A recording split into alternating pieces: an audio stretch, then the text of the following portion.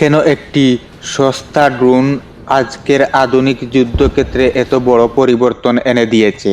ইরানের তৈরি শাহেদ-136 দেখতে সাধারণ, কিন্তু এর প্রভাব ভয়ঙ্কর। এই ড্রোনটি মূলত একটি লুইটারিং মিউনিশন, মানে এটি আকাশে উড়ে নির্দিষ্ট টার্গেট খুঁজে নিয়ে শেষ পর্যন্ত নিজেই আঘাত করে বিস্ফোরিত হয়।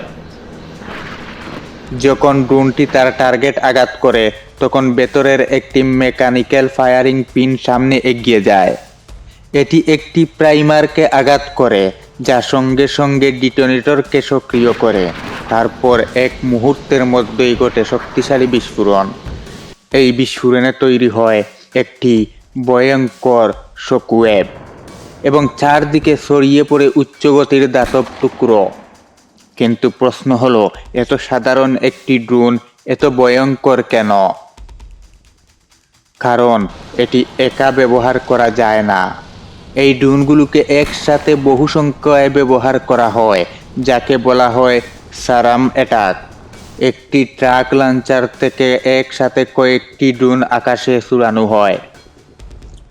তারপর এগুলো নিচু উচ্চতায় উড়ে শত্রুর প্রতিরক্ষা ব্যবস্থাকে এড়িয়ে এগিয়ে যায়।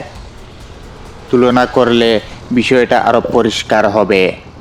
একটি তামহাওয়াক মিসাইল তৈরি করতে খরচ হয় প্রায় $2 থেকে $2.5 মিলিয়ন।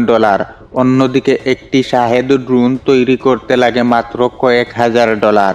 মানে একই দামে একটি মিসাইলের বদলে ডজন খানেক ড্রোন ব্যবহার করা সম্ভব। এই কারণেই এই ড্রোনগুলোকে অনেক সময় ডিসকাউন্ট মিসাইল বলা হয়। তবে একটি গুরুত্বপূর্ণ পার্থক্য রয়েছে।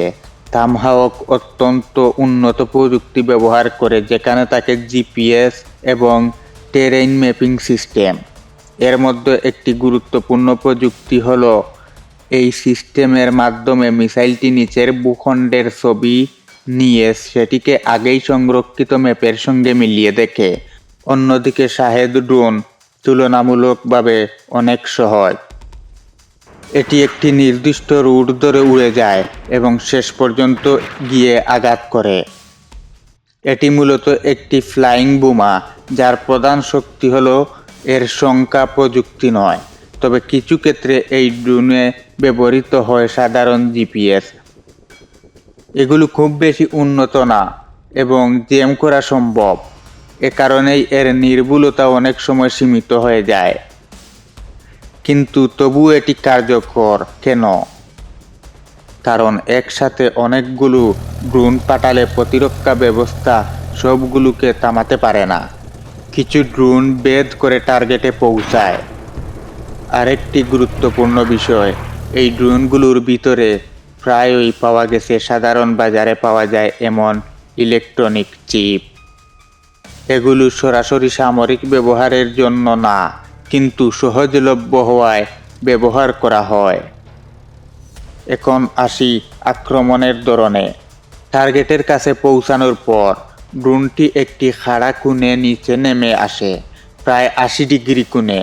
এই দ্রুত ডাইভের কারণে প্রতিরক্ষা ব্যবস্থার প্রতিক্রিয়া জানানোর সময় কমে যায়। ডিটোনেটর বিস্ফোরণ ঘটায় এবং পুরো ওয়ারহেড একসাথে বিস্ফোরিত হয়। এই বিস্ফোরণে তৈরি হয় উচ্চ চাপের শকওয়েভ এবং শত শত ধাতব ফ্র্যাগমেন্ট, যা আশেপাশের সব কিছু ধ্বংস করতে সক্ষম। যদি এতে বিশেষ ধরনের অ্যান্টি ট্যাঙ্ক ওয়ারহেড ব্যবহার করা হয়, তাহলে বিস্ফোরণের সময় তৈরি হয় একটি উচ্চ গতির ধাতব জেট। এই জেটটি ট্যাঙ্কের শক্ত আর্মার ভেদ করতে পারে। এখন আসি রেঞ্জ ও দূরত্বের বিষয়ে। শাহেদ-136 প্রায় 2000 কিলোমিটার পর্যন্ত উড়তে পারে। এটি সম্ভব হয় বড় ইঞ্জিন এবং বেশি জ্বালানি ব্যবহারের কারণে। ড্রোনটি সাধারণত একটি ট্রাক থেকে লঞ্চ করা হয়। লঞ্চের সময় রকেট অ্যাসিস্ট ব্যবহার করা হয়, যা ড্রোনটি দ্রুত আকাশে তুলতে সাহায্য করে। এরপর মূল ইঞ্জিন চালু হয় এবং ড্রোনটি তার গন্তব্যের দিকে এগিয়ে যায়। আরেকটি বিষয় হলো, এই ড্রোনগুলো খুব নিচু দিয়ে যায়, ফলে রাডারে ধরা পড়া কঠিন হয়ে যায়। তবে এই ড্রোনের কিছু সীমাবদ্ধতা রয়েছে। এটি তুলনামূলকভাবে ধীরগতির, সহজ নেভিগেশন সিস্টেম ব্যবহার করে জেমিং করলে বিভ্রান্ত হতে পারে। এগুলোকে প্রতিরোধ করা সম্ভব। Missile defence system, anti aircraft অস্ত্র, কিন্তু সমস্যা হলো খরচ। একটি ড্রোন নামাতে অনেক সময় বেশি দামি মিসাইল ব্যবহার করতে হয়। এটাই আসল চ্যালেঞ্জ, সস্তা আক্রমণ বনাম দামি প্রতিরক্ষা।